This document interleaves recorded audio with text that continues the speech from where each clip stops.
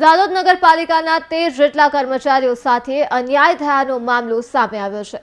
13 જેટલા કર્મચારીઓ નગરપાલિકામાંથી વય નિવૃત્ત થયેલ છે અને તેઓ અવારનવાર કોર્ટના ધક્કા ખાઈ પોતાના હક માટે લડી રહ્યા હતા। ત્યારે નામદાર કોર્ટ દ્વારા કાર્યવાહી કરવામાં આવેલ અરજીઓના અનુસંધાનમાં 14 કર્મચારીઓને પેન્શન તથા અન્ય લાભો 4 અઠવાડિયામાં ચૂકવવા માટેનો મૌખિક આદેશ કરવામાં આવ્યો છે। જે પૈકી 13 કર્મચારીઓ સામે નગરપાલિકા તરફથી અપીલ કરી એલપીએ દાખલ કરવામાં આવ્યું છે, જ્યારે એક કર્મચારી સામે અપીલ કરવામાં આવી નથી। જે અન્ય 13 કર્મચારીઓ સામે ભેદભાવ અને દ્વેષ રાખી પેન્શન અને અન્ય લાભોમાં અડચણ ઊભી કરી 13 કર્મચારીઓ સાથે અન્યાય કરવામાં આવે તેવું સ્પષ્ટપણે જણાય આવે છે। નામદાર ગુજરાત હાઈકોર્ટ દ્વારા નિવૃત્ત કર્મચારીઓને લાભો આપવા માટે હુકમ કરેલ હતો, છતાંય આ કર્મચારીઓને કોઈપણ જાતના મળવાપાત્ર લાભો મળ્યા નથી।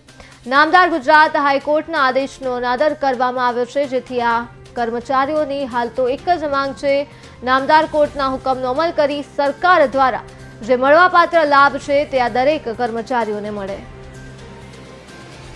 જ્યારે નગરપાલિકાએ ઠરાવ કરેલો છે કે સરકારશ્રી તરફથી પેન્શન આપવામાં આવે તો અમારા કોઈ પણ પ્રકારનો વાંધો હરકત નથી।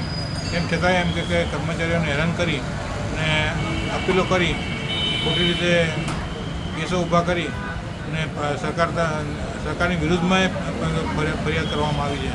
આ અંગે તાત્કાલિક કાર્યવાહી થાય એ માટે અમારી નમ્ર અરજ છે।